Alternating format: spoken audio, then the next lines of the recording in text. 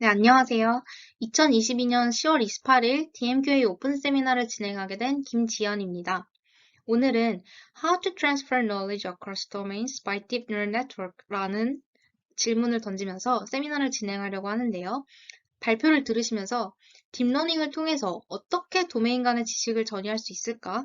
그리고 그 전에 지식과 도메인이라는 게 정확히 무엇일까에 집중해서 발표 들어주시면 감사하겠습니다. 본격적인 발표에 앞서서 간략하게 소개드리도록 하겠습니다. 저는 현재 고려대학교 산업경영공학과 대학원에 재학 중이고요. 데이터 마이닝 앤 퀄리티 애널리틱스 랩에서 김성범 교수님 지도하에 석박사 통합과정 2학기차에 재학 중입니다. 저의 관심 연구 분야는 다별량 시계열 데이터를 위한 딥러닝 알고리즘에 관심이 있고요. 최근에는 멀티소스 언슈퍼바이즈드 도메인 어댑테이션에 관심을 가지고 연구를 진행하고 있습니다. 그리고 금일 세미나와 관련해서 추가적인 질문이나 의견이 있으신 분들은 이 해당 메일로 연락 주시면 답변 드리도록 하겠습니다. 네, 발표 목차는 다음과 같습니다. 먼저 금일 다루게 될 Deep Transfer Learning에 왜 필요한지에 대해서 모티베이션과 백그라운드를 설명드리고요. Deep Transfer Learning의 개념을 짚은 후 이 어떻게 트랜스퍼를 할 수 있을지에 대한 전략 두 가지, 그리고 각각 방법론 그 세 가지에 대해서 설명을 드린 후에 결론 말씀드리고 발표 마무리하도록 하겠습니다. 네, 먼저 인트로덕션에서는 Deep Transfer Learning이 왜 필요한지, 그리고 Deep Transfer Learning이란 무엇인지에 대해서 설명드리도록 하겠습니다. 보다 직관적인 이해를 위해서 좀 쉬운 예시를 하나 드려보려고 합니다. 만약에 저희가 인물 사진을 이용해서 감정을 분류하는 문제를 풀어본다고 했을 때, 이에 대해서 예시를 한번 들어보도록 하겠습니다. 저희에게 주어진 데이터셋은 레이블 정보가 있는 대용량의 데이터셋이고, 이는 모두 서구권의 여성 인물들로 이루어진 사진 데이터입니다. 이 이미지 데이터를 편의상 데이터셋 A라고 통칭하겠습니다. 저희는 이 대량의 레이블이 있는 데이터셋 A에 대해서 이 인물들의 표정으로부터 감정을 분류할 수 있는 인공신경망을 설계했습니다. 그래서 데이터셋 A에 대해서 감정을 분류하기 위한 학습이 완료된 딥 뉴럴 네트워크는 데이터셋 A에 대해서 다시 평가를 해본 결과 정확도가 99%라는 괄목할 만한 성능을 달성했습니다. 자, 그럼 우리는 인물 사진을 이용해서 감정을 분류해보자 라는 문제를 정확히 잘 맞게 푼 걸까요? 왜냐하면은 앞선 데이터셋 A는 모두 여성에 대한 데이터밖에 없었기 때문에 이러한 질문이 생길 수도 있겠죠.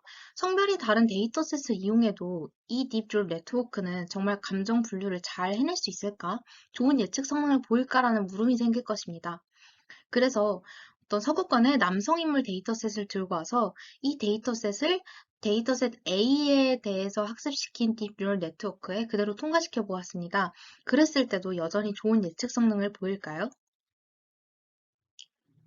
확인 결과 이 딥 뉴럴 네트워크는 데이터셋 B, 즉 서구권 남성 인물 사진 데이터에 대해서는 정확도가 15%밖에 되지 않아서 큰 성능 하락을 기록한 것을 확인했습니다.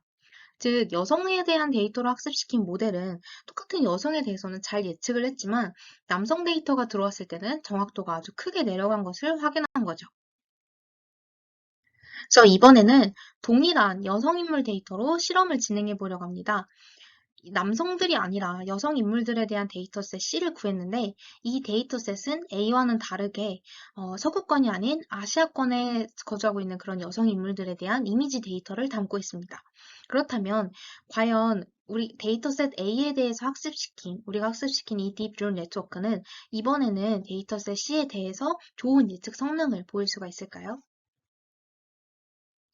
확인을 해봤더니 어큐리시가 46%를 기록하면서 정확도가 50%도 채 되지 않는 것을 확인했습니다. 즉, 이렇게 인종이 달라서 생김새에 어떤 차이가 있을 경우에도 우리가 학습시킨 이 인공신경망은 그 차이에 매우 취약해서 제대로 성능이 나오지 않는 것입니다.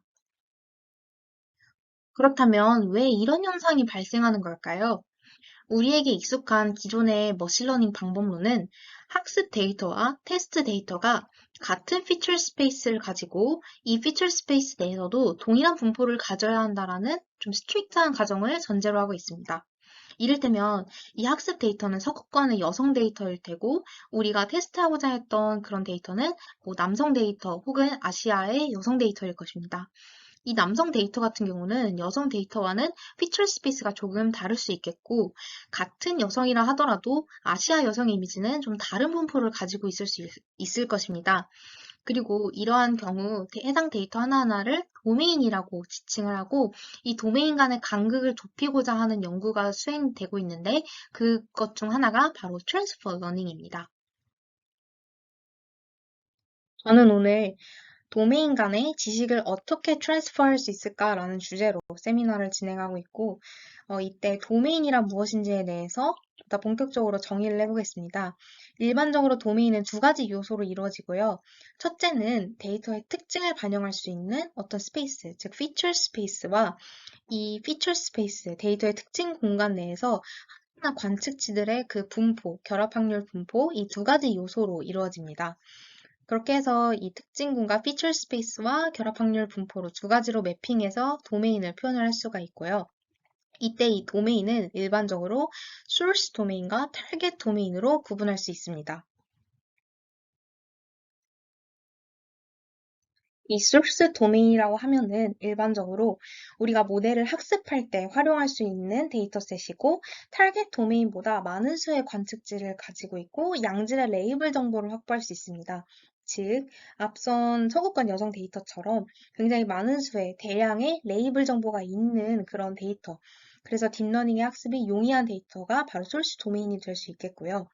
타겟 도메인은 소스 도메인과 조금 다르지만 일단 모델을 평가 시 활용할 수 있는, 즉 우리가 진짜 관심이 있는 영역을 의미하고 소스 도메인보다 데이터 수가 적고 레이블 정보가 없거나 희박하게 있다는 특징을 가지고 있습니다.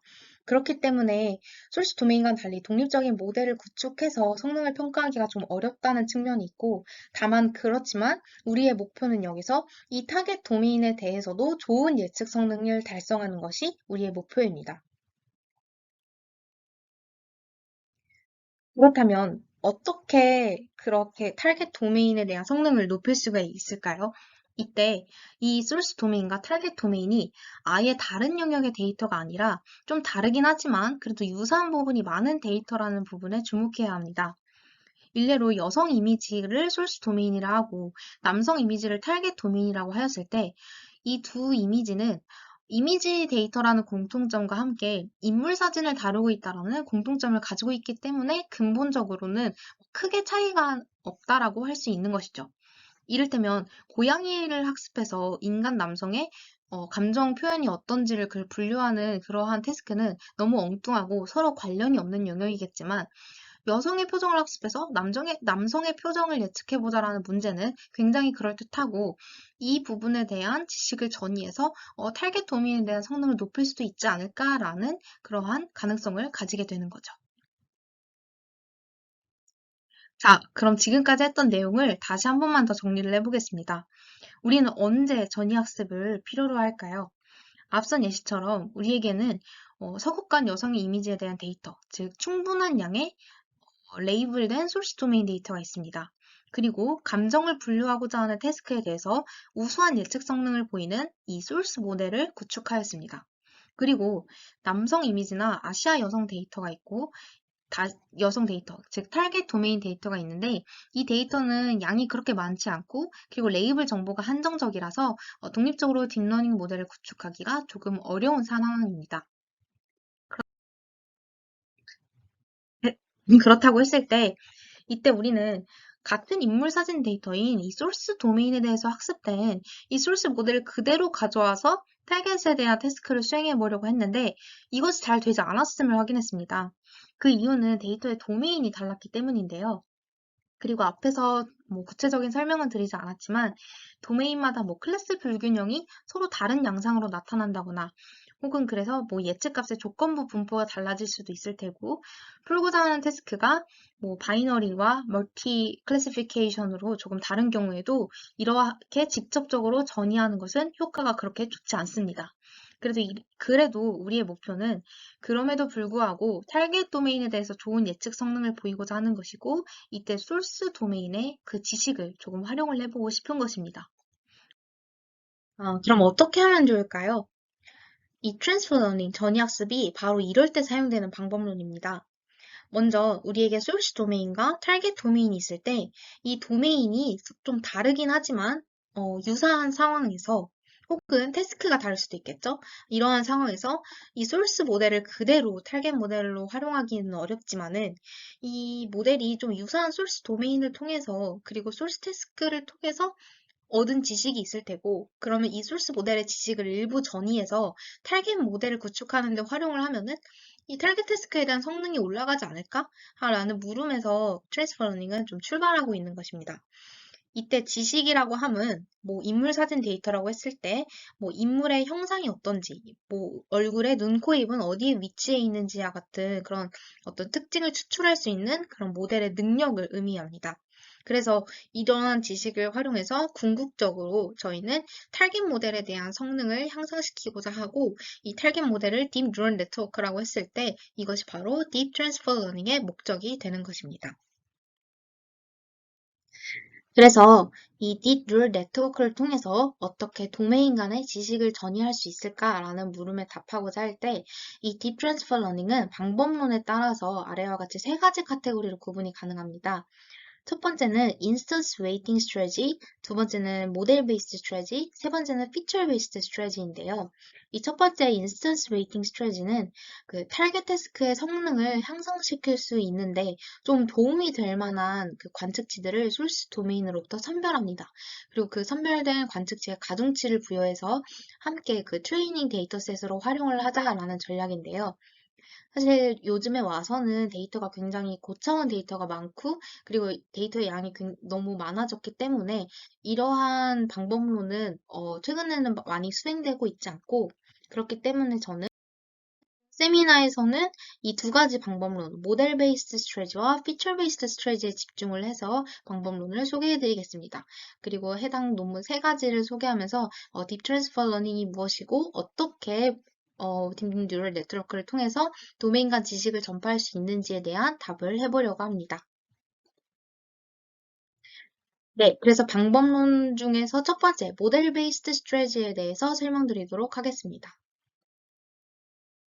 이 모델 베이스드 스트래지는 말 그대로 모델, 네트워크를 이용한 전역습 방법론입니다. 이 전략의 가설은 도메인으로부터 추출한 그런 지식, 태스크를 잘 풀기 위한 지식은 모델의 파라미터에 반영되어 있다고 생각을 하고 그렇기 때문에 우리가 대량의 레이블된 데이터셋, 즉 소스 도메인으로부터 소스 태스크를 잘 풀기 위한 그러한 과정을 거쳐서 학습된 그런 모델은 어떠한 도메인에 대한 지식이 있을 테고 이 지식을 좀 타겟 도메인, 즉 소스 도메인과 좀 다르긴 하지만 좀 유사함이 있기 때문에 그러한 공통된 지식을 타겟 모델에 반영을 하면 어떨까?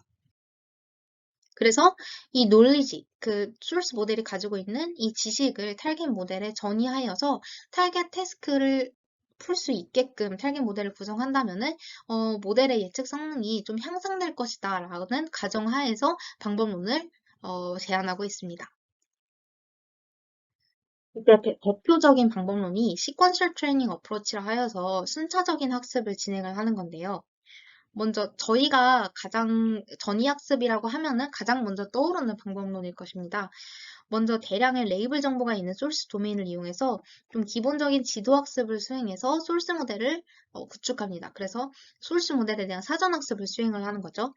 그렇게 만들어진 이 디시전 펑션은 결국에는 이 소스 도메인에 대한 예측값과 실제값의 차이를 최소화하는 방향으로 이런 파라미터가 구성이 될 것입니다. 네, 그렇게 대용량의 소스 도메인에 대해서 소스 모델이 사전 학습이 되었다면 이제 이 모델이 가지고 있는 어떤 도메인과 태스크를 잘 풀기 위한 지식들을 타겟에 반영을 하여서 타겟 태스크를 잘 풀 수 있도록 하는 이런 타겟 모델을 구축하는데 활용을 할 수가 있겠죠. 이 논리지를 트랜스퍼를 하는 것입니다. 에 앞서서 제가 맨 처음에 소개드렸던 그런 예시처럼 이 모든 소스 모델을 그대로 갖다 쓰는 것이 아니라 일부 딥 뉴럴 네트워크의 일부 레이어들만 파라미터를 업데이트하지 않고 프리즈해서 그대로 가져다 쓰고, 그리고 이 타겟 도메인에 대해서 학습을 하는 과정에서 업데이트가 일어나지 않도록 파라미터를 프리즈 시키고, 그리고 이 뒷부분의 레이어 같은 경우에는 소스 모델과는 조금 다르게 구성을 해서 파인 튜닝을 이용해 타겟 도메인에 좀 맞게끔 이렇게 모델을 구성을 하는 방식으로 타겟 모델을 구축을 하고 순차적으로 이렇게 학습이 첫 번째로, 두 번째로 진행이 되게 되는 것입니다.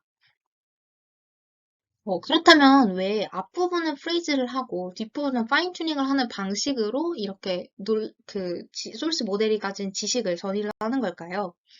네, 일반적으로 이 딥 뉴럴 네트워크는 네트워크의 앞부분은 lower level layers라고 하여서 인풋 데이터에 대한 어떤 보편적인 특징을 잘 추출할 수 있다고 알려져 있습니다.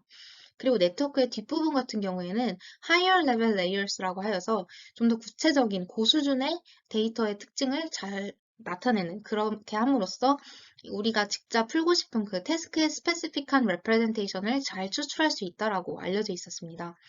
그렇기 때문에 만일 네트워크 내 그런 표현 벡터들이 제너럴하다면, 즉 도메인의 좀 보편적인 특징들을 추출을 한다면은 이렇게 유사한 도메인에서 해당 특징들을 활용을 할 수가 있겠죠.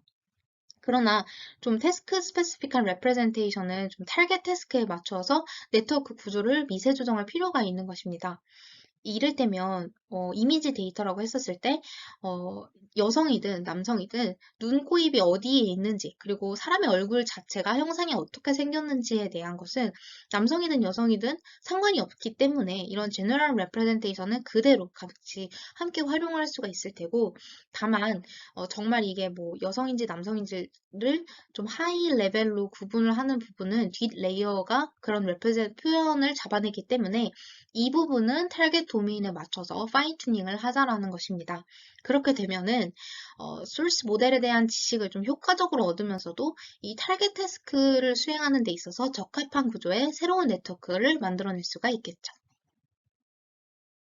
네, 그렇게 해서 만들어진 최종적인 타겟 모델은 다음과 같이 표기가 되겠죠. 결국에는 예측값과 실제값의 차이를 최소화하는 방향으로 파라미터가 업데이트 되는 것은 마찬가지인데, 다만 이 타겟 모델에 대한 그 파라미터는 해당 세타에 대해서 초기화되었거나 프로즌 되어 있다라고 표기가 되어 있습니다. 그럼 이것은 무엇이냐?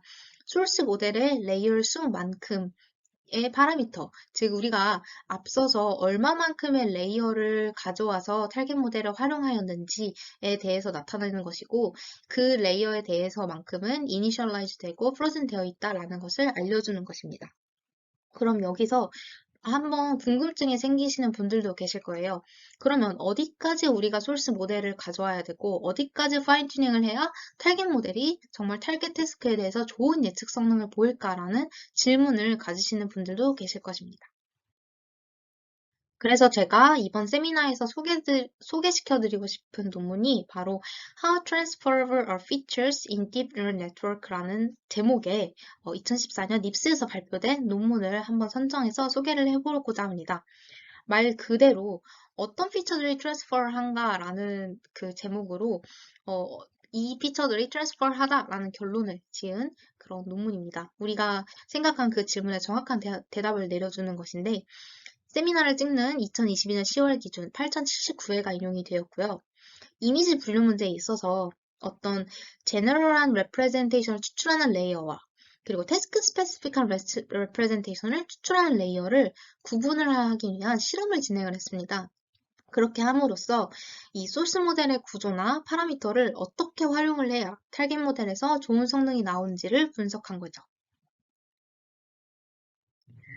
이 모델 같은 경우에는 이미지 분류에서 알렉스넷을 기반으로 해가지고 실험을 진행을 했는데요. 알렉스넷에 총 7개의 레이어가 있을 때 데이터는 A와 B로 구분을 하였습니다. 이때 데이터셋 A를 소스 도메인이라 하고 데이터셋 B를 타겟 도메인이라고 하였을 때 이 타겟 도메인에 대해서만 그 베이직하게 슈퍼바이스 러닝을 수행한 그 B3B 모델이 있을 테고, 이걸 베이스 B라고 칭하고, 혹은 대용량의 그런 소스 도메인, 이미지넷 같은 그런 소스 도메인에 대해서 전이학습을 수행한 트랜스퍼 러닝을 한 S3B 모델이 있을 것입니다. 때 만약에 이 세 개, 7개의 레이어 중에서 이 세 개의 레이어를 A에 대한 파라미터, A에 대해서 학습한 모델의 파라미터를 가져다 썼다면, 그리고 이때 이 A3B가 적어도 베이스 B만큼 혹은 그 이상의 성능을 낸다면, 적어도 이 세 번째 레이어까지는 데이터셋 B에 대해서는 제너럴한 레프레젠테이션을 추출할 수 있는 그런 능력을 전이하였다. 그러한 지식을 전이하였다라고 판단할 수 있게 되는 것이겠죠.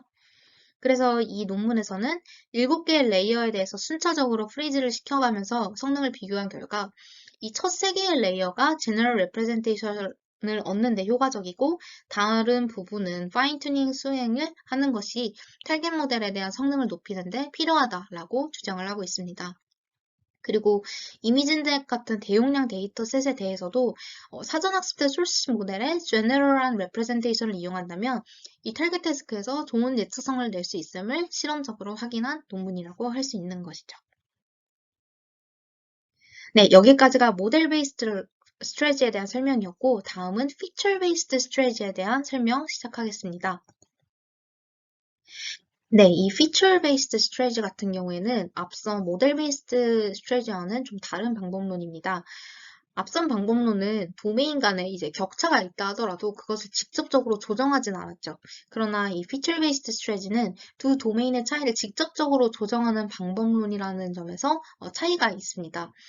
이 도메인 내에 이 관측지들이 이렇게 서로 다른 공간, 다른 feature space 내에 있다라고 가정을 해보겠습니다. 이때 feature based strategy는 도메인의 피처들이 서로 다른 공간에 있다고 하더라도 어떤 적절한 매핑 펑션을 거쳐서 나온 공간에서는 유사할 수도 있지 않겠느냐. 어떤 함수를 거쳐서 나온 새로운 관측치 뉴 데이터가 이렇게 찍힐 텐데 이 뉴 데이터에 대한 공간에서는 도메인이 차이가 없을 수도 있다. 이러한 가설에 기반하여서 이 매핑 펑션, 적절한 매핑 펑션이 무엇일지를 찾아내는 방법론이고요. 그래서 이 태스크에 대한 성능은 높이면서도 도메인 간의 차이는 좁히는 그 두 가지 목적을 가지고 학습을 한다면 이 매핑 펑션을 찾는다면은 타겟 태스크에 대한 성능을 높일 수 있다라고 생각을 하고 있습니다.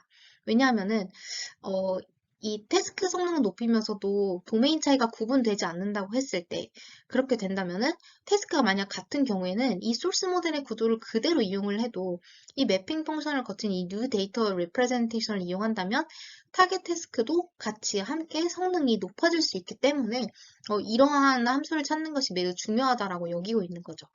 그래서 이 도메인을 좁히고자 하는 방법론은 두 가지로 나눌 수가 있고 첫 번째가 직접적으로 도메인 간 거리를 계산하는 discrepance based와 두 번째로는 적대적 학습 방법으로 adversarial based로 나눌 수가 있습니다.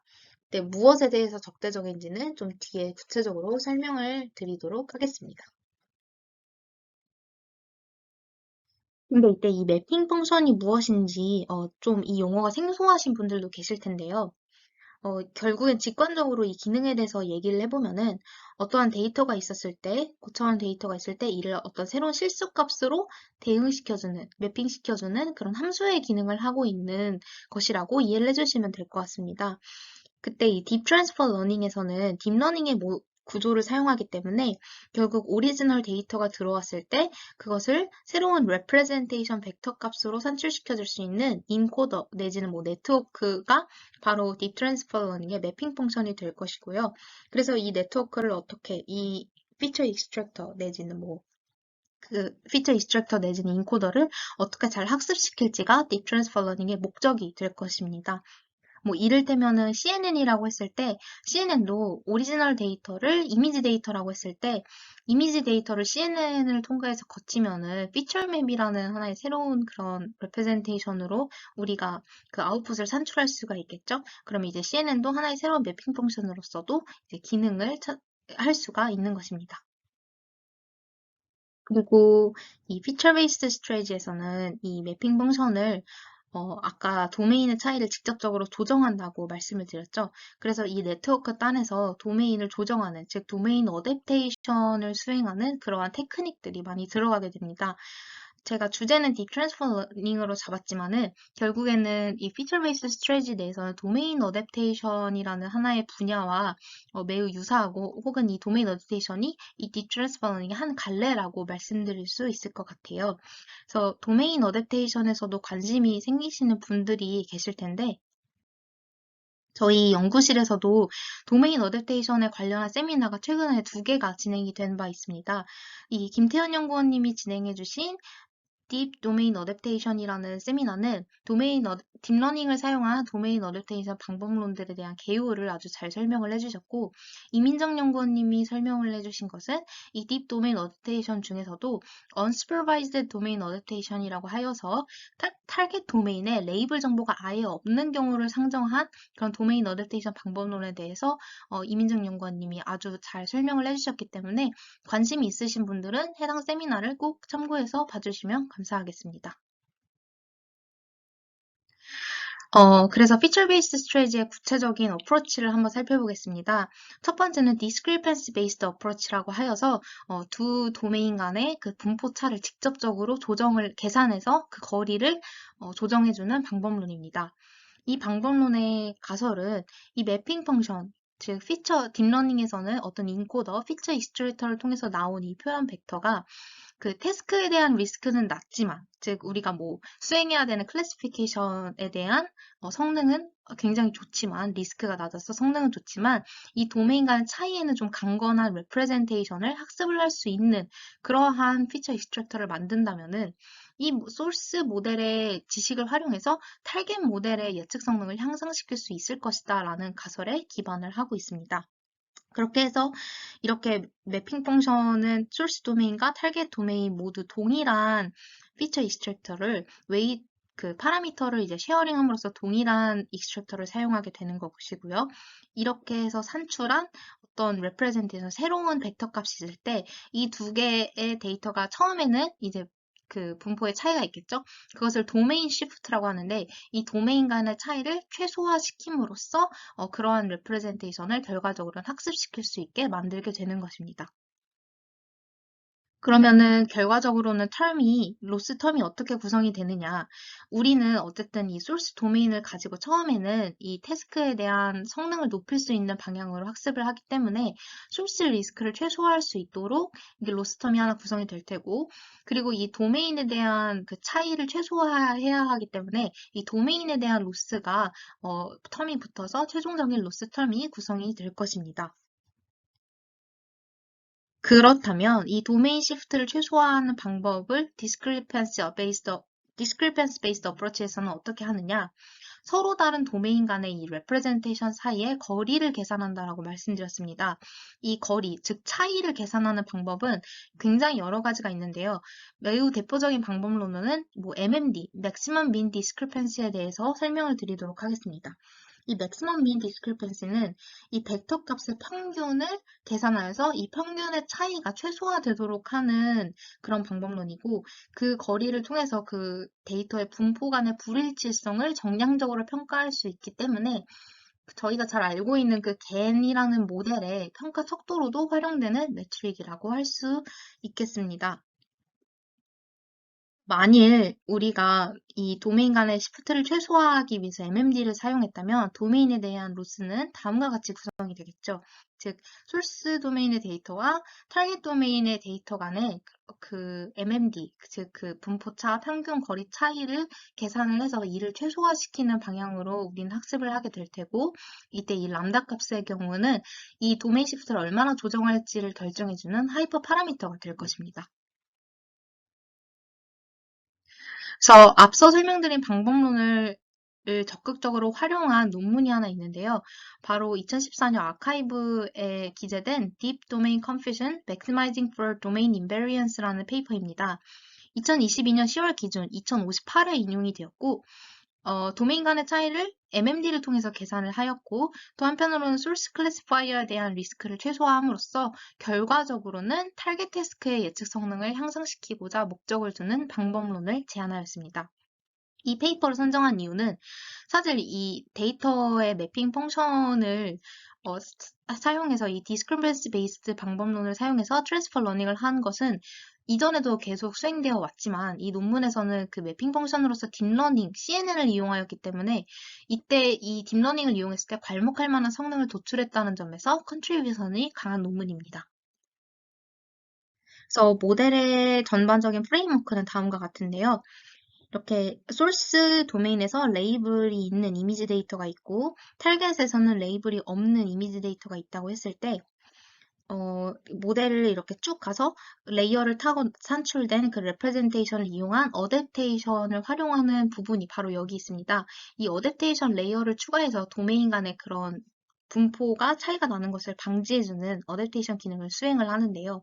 이 레이어를 통해 이 분포가 서로 달랐지만은 서로 조정되고 있는 것을 볼 수가 있습니다. 동일해지고 있죠. 앞선 그 스크래치 맵이랑 아주 비슷하게. 그래서 이 어댑테이션 레이어의 또 하나의 순기능은 우리가 앞서서 사실 도메인에 대한 격차를 최소화하는 것뿐만 아니라 태스크에 대한 성능을 높이기 위한 로스 텀도 함께 있다고 말씀을 드렸습니다. 이때 이 레이블이 있는 이미지, 즉 소스 도메인에 대한 클래시피케이션 로스를 계산할 때 이 어댑테이션 레이어는 소스 클래시파이어가 이 소스 도메인의 분포에 너무 과적합되지 않도록 그것을 방지해주는 역할을 하기도 합니다. 그래서 이제 이 모델의 구조를 타겟 도메인에도 그대로 활용을 할 때 있어서 좋은 성능이 나올 수 있도록 하는 거죠. 이때 이 어댑테이션 레이어가 왜 이 부분에 위치를 하고 있느냐, 왜 네트워크의 끝단의 위치에 있느냐에 대해서는 저자들이 실험적으로 한번 어블레이션 스터디 해본 결과 여기에 위치하는 것이 가장 성능이 좋았다라고 밝히고 있고요. 결국 이 도메인 로스, 이 어댑테이션 레이어를 통해서 계산되는 이 도메인 로스와 소스 도메인을 이용해서 계산된 클래시피케이션 로스를 합쳐서 최종적인 파이널 로스를 계산할 수 있을 것입니다. 앞서 보여드렸던 그런 제너럴한 오브젝티브 펑션이랑 매우 유사하죠. 그 소스 클래시피케이션에 대한 소스 태스크 중에서 클래시피케이션에 대한 에러를 로스를 최소화하고 또 그 소스 도메인과 타겟 도메인 간의 그 분포 차이를 최소화한 텀으로 구성되어 있는 것입니다. 그리고 그 차이는 MMD라는 방법을 통해서 계산을 하였고요. 말씀드린 것처럼 이 람다의 경우에는 도메인의 조정 정도를 반영할 수 있는 하이퍼 파라미터입니다. 두 번째 방법론은 Adversarial Based Approach라고 하여서 적대적인 학습을 기반으로 하는 접근법인데요. 적대적인 학습이라고 한다면 일반적으로 딥러닝에서는 딥러닝을 이루는 여러 네트워크들이 있을 테고 그 인공신경망 내에서 네트워크들이 서로 반대의 목적을 가지고 학습을 한다면 그것을 적대적 학습이라고 명명합니다. 그렇다면 이 딥 트랜스퍼 러닝에서는 어떤 네트워크들이 어떤 목적을 가지고 학습을 할까요? 일단 이 스케치맵을 보면은 전반적인 모델 구조가 아까 디스크리펜스 베이스드 어프로치랑 크게 달라 보이지가 않습니다. 근데 이 Adversarial Based Approach에서는 여기에 도메인 디스크리미네이터라는 추가적인 분류기를 하나 더 달아서 모델의 구조를 완성시키고요. 이때 이 도메인 디스크리미네이터의 역할은 인풋 값, 즉 피처 익스트랙터, 매핑 펑션을 통해서 거쳐 나온 이 레프레젠테이션이 인풋이 될 텐데 이 표현 벡터가 이 도메인 디스크리미네이터 구분자의 인풋으로 들어왔을 때, 이게 어느 도메인으로부터 들어온 그 벡터일까를 구분해주는 역할을 하는 것이 바로 이 분류기의 역할입니다. 그렇다면 이 분류기의 목적은 나한테 들어온 그 인풋 값의 도메인을 아주 잘 구분할 수 있도록, 그래서 그 도메인의 차이를 벌려놓을 수 있도록 그런 식으로 학습이 되겠죠. 그게 바로 도메인 디스크리미네이터 학습 목적이 될 테고, 하지만 피처 익스트랙터, 즉 매핑 펑션 같은 경우에는 앞서 말씀드렸던 것처럼 도메인의 차이를 잘 구분하지 못하고 그 간극을 좁히는 역할을 해야 합니다. 그렇기 때문에 이두 네트워크가 서로 다른 목적을 가지고 적대적으로 학습을 한다고 하여서 그래서 도메인 차이를 구분하지 못하면서도 타겟 태스크에 대한 예측 성능을 높이는 레프레젠테이션을 산출할 수 있을 것이다 라는 그 가설에 기반하여서 방법론을 제시한 것이 바로 Adversarial Based Approach입니다.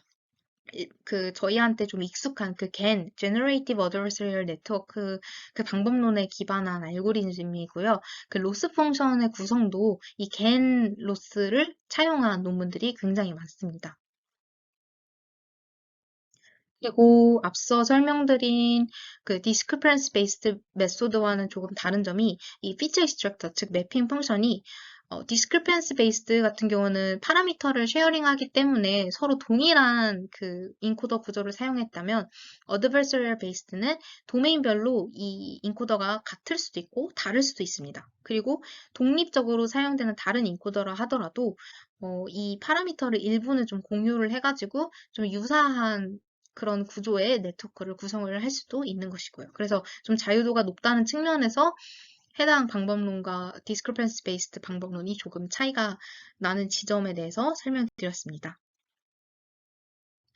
그럼 최종적으로 일반적인 로스 펑션의 구성이 어떻게 되느냐? 말씀드린 것처럼 소스 태스크에 대한 일단 성능을 높인다는 부분은 앞선 방법론과 똑같고요. 두 번째로 이 도메인에 대한 로스를 adversarial 로스로 정의를 했다는 점에서는 다르겠죠. 이 adversarial 로스는 겐 로스와 아주 유사합니다. 이 미니맥스 그 로스를 사용을 해서 그 피처 익스트랙터, 즉 매핑 펑션 입장에서는 이 로스를 최소화시키고, 그리고 도메인 디스크리미네이터 입장에서는 이 로스를 최대화시키는 것인데요. 먼저 이 디스크리미네이터의 목적으로 한번 이 로스를 본다면은 이 로스를 맥시마이즈를 하는 것이 목적이겠죠. 그래서 이 매핑 펑션을 거쳐서 나오는 그 히든 벡터들, 그 레프레젠테이션 값이 이 도메인 디스크리미네이터의 인풋으로 들어갔을 때, 만약 소스 도메인을 1이라고 하고 타겟 도메인을 0이라고 두었을 때는, 소스 도메인이네? 그러면은 이것은 1이다 라고 했을 때 이 값이 맥시마이즈가 될 테고, 아니다, 이 인풋은 타겟이다 라고 해서 0이라고 정확히 맞췄을 경우에는 이 값이 0이 되어서 결과적으로는 이 로스 값이 맥시마이즈 될 것입니다. 결국에 요지는 도메인을 제대로 구분해서 이 분포 차이를 최대화하는 것이 도메인 디스크리미네이터의 목적이 될 것입니다. 반면 피처 익스트랙터, 즉 매핑 펑션의 목적은 이 로스를 미니마이즈 하는 것이 목적이고, 그래서 이 타겟 데이터에 대해서 원래 타겟 도메인은 0이라는 도메인 레이블을 가지고 있었는데 이게 도메인 디스크리미네이터에 들어갔을 때 잘못 예측을 해서 1이라고 생각을 했을 때 로스 펑션이 최소화가 되겠죠. 그렇기 때문에 도메인을 제대로 구분하지 못하게 만들어서 결국에는 그 도메인 간의 그 분포 차이, 분포 간의 격차가 최소화될 수 있도록 하는 것이 이 매핑 펑션의 목적입니다. 그래서 서로 다른 목적을 가지고 학습을 하기 때문에 굉장히 적대적으로 학습이 이루어지겠죠. 그래서 대표적인 Adversarial Based Approach 방법론이 2017년 12PR에서 소개된 Adversarial Discriminative Domain Adaptation이라는 제목의 페이퍼이고요. ADDA라는 방법론을 제안했습니다. 2022년 10월 기준 3,666회 인용되었고, 적대적 학습 방식을 통해서 도메인 간의 차이를 조정하고, 그리고 소스 태스크에 대한 성능을 높이면서 그 지식을 이용해 탈세계 태스크에 대한 성능을 함께 높일 수 있는 그러한 프레임워크를 제안한 논문입니다. 그 논문에서 나온 제안한 프레임워크는 다음과 같은데, 이 처음 두 개는 학습에 관련한 것이고, 그리고 이렇게 학습된 것을 어떻게 테스트할 때 활용할지를 보여주는 세 단계로 이렇게 구성을 해서 논문에 대해서 설명을 드리도록 하겠습니다. 먼저 학습의 첫 단계로는 소스 도메인에 대한 프리트레이닝을 진행합니다. 즉, 일반적인 지도학습 방식을 이용하는 것인데, 이 소스 도메인은 굉장히 대량의 데이터이고, 레이블이 있다라는 가정하에서, 이미지를 분류하고자 할 때, 이 지도학습을 이용한 이미지 분류 문제에 대한 그 소스 리스크를 최소화하는 방식을 택해서, 소스 태스크에 대한 모델은 잘 만들어 보자. 그래서 그 이미지가 들어왔을 때 이미지 분류를 잘 예측할 수 있는 그 이미지를 분류를 잘 할 수 있는 그런 클래시파이어를 구성을 하는 것이 그 첫 번째 단계이고요. 두 번째 단계가 앞서 설명드린 adversarial adaptation입니다. 이것은 소스 도메인이 있고 타겟 도메인을 함께 이용하게 되는데 이 소스 도메인을 거치는 그런 인코더 CNN 즉 매핑 펑션은 파라미터를 고정시키고 굉장히 잘 학습되었잖아요. 소스 도메인에 잘 학습된 이 매핑 펑션의 파라미터는 고정시키고 이 학습 단계에서 업데이트가 일어나지 않게 하고 그리고 독립적인 이것과는 다른 그 타겟 도메인에 대한 그 매핑 펑션을 별도로 만들어서 이 CNN이 계속 이 학습 과정 중에서 두 번째 단계에서 파라미터 업데이트가 일어나도록 하게 하는 것입니다. 그럼 파라미터는 어떻게 업데이트를 하느냐? 이 인코더를 통해서 나온 그런 히든 벡터들이 도메인 디스크리미네이터 인풋으로 활용이 될 텐데 얘가 도메인이 인풋이 어떤 도메인으로부터 기인했는지를 잘 맞추되 이 타겟 CNN은 제대로 잘 못 맞추도록 자기가 소스에서 비롯되었다고 속일 수 있도록 자신의 데이터 분포를 이 소스 도메인의 데이터 분포에 좀 근사시키는 방향으로 학습을 하게 되는 것입니다. 그렇게 이렇게 적대적으로 학습을 하게 됨으로써 이 적대적 학습 방식이 이루어질 수 있는 이유는 로스를 이렇게 디스크리미네이터 관점에서 그리고 그 MT라고 해서 매핑 펑션, 타겟 그 이미지에 대한 그런 매핑 펑션은 이제 최소화하는 방향으로 하여서 이 로스를 구성하였기 때문에 그렇기 때문에 이제 어드버서리라는 방식으로 도메인이 어댑테이션 될 수 있다라고 저자는 밝히고 있고요. 그렇게 해서 인퍼런스를 하는 단계에서는 이 잘 학습된 도메인의 차이에는 좀 강건하겠죠. 이제 분포가 잘 근사하게 되었을 테니. 그래서 도메인에 대해서는 강건한 그런 타겟 인코더를 테스트 시에 활용을 하고, 그리고 이 클래시파이어 같은 경우에는 소스 도메인과 이제는 분포 차이가 이제 나지 않는 경우를 상정하였으니 소스 도메인의 클래시파이어를 그대로 이제 활용을 하는 것입니다. 그래서 소스 도메인의 클래시파이어를 통해서 타겟 모델을 전반적으로 구성을 한다면 이제 타겟 태스크에 대한 예측 성능은 굉장히 높아질 수 있을 것이다라는 가정하에 이렇게 인퍼런스를 진행을 하게 되는 것이죠. 결국 사전 학습된 소스 클래시파이어를 이용해서 그리고 어댑테이션 된 그런 매핑 펑션을 이용해서 타겟 태스크를 수행을 하는 것인데 이 결과 그렇게 해서 정말 타겟 태스크에 대한 예측 성능이 높았느냐를 확인한 결과 그레디언트 리버설 레이어를 활용한 DANN보다 좋은 성능을 냈다라고 저자들은 밝히고 있는데 이때 이 DANN이 무엇인지에 대해서 본 세미나에서는 다루지는 않았지만 사실 이 Adversarial Based Approach에서는 가장 유명하고 좀 직관적으로 이해할 수 있는 그런 컨셉을 가진 그런 방법론입니다. 그래서 이 세미나에서 다루지 않은 이유는 이미 앞서 소개해드린 그 도메인 어댑테이션 관련 세미나에서 두 연구원분들이 모두 이 해당 모델에 대해서 아주 잘 설명을 해주셨기 때문에 관심이 있으신 분들은 꼭 이 세미나를 참고해서 이게 여기서는 어떤 구조로 적대적으로 학습을 하고 있는지, 그래서 어떻게 도메인 간의 격차를 줄이고 있는지에 대해서 알아보시면 될 것 같습니다. 네, 그렇게 해서 오늘 딥 트랜스퍼 러닝의 방법론에 대해서 모두 개괄적으로 설명을 드렸고 결론 말씀드리면서 마무리 짓도록 하겠습니다. 오늘 세미나에서는 대표적인 딥 트랜스퍼 러닝 방법론들에 대해서 살펴보고 그 특징들을 하나하나 파악했습니다. 그 말씀드린 것처럼 트랜스퍼 러닝이 필요한 시나리오나 경우의 수가 좀 여러 가지입니다. 도메인이 다를 수도 있고, 태스크가 다를 수도 있고, 그리고 타겟 도메인에 레이블이 있을 수도 있고 없을 수도 있겠죠. 그렇기 때문에 문제 상황에 대한 정의가 굉장히 중요하고 각 방법론마다 또 가정과 특색이 모두 다르기 때문에 상황에 맞게 내가 어떤 방법론을 활용할지 택하는 것도 필요한 과정입니다. 그리고 최근 딥 트랜스퍼 러닝 분야 같은 경우에는 타겟 도메인의 레이블 정보를 아예 필요로 하지 않는 unsupervised domain adaptation과 같은 분야에서 좀 활발히 수행이 되고 있는데요. 타겟 도메인의 레이블 정보는 이를테면 모델 베이스드 어프로치 같은 경우에는 파인 튜닝을 하는 과정에서 레이블 정보를 필요로 했지만 그 두 번째로 소개드린 피처 베이스드 어프로치 같은 경우에는 도메인 어댑테이션과 굉장히 유사하기 때문에 도메인 어댑테이션이 그 피처 베이스드 트랜스퍼 러닝의 한 갈래이기 때문에 그 레이블 정보를 좀 필요로 하지 않는다는 점에서 보다 실용적으로 사용될 수 있는 방법론이고요. 결과적으로 이미 학습된 모델의 지식을 전이해서 우리가 실제로 성능을 내고자 하는 타겟 도메인에 대한 성능을 높이는 것을 좀 목표로 하고 있기 때문에 실제 현장에서 모델을 적용할 때 강건한 예측성을 낼 수 있다라는 점에서 관심과 주목을 많이 받고 있는 방법론입니다. 그리고 특히 산업 현장 바이오 인포메이션이나 컴퓨터 비전 등과 같은 분야에서 활발히 수행이 되고 있고 다양한 어플리케이션이 가능하다는 점에서 한번 공부해 두기 굉장히 좋은 유용한 방법론이었다고 결론 지을 수 있을 것 같습니다. 제가 이 세미나를 준비하면서 참고한 는 다음과 같고요. 지금까지 긴 시간 동안 세미나 들어주셔서 감사합니다.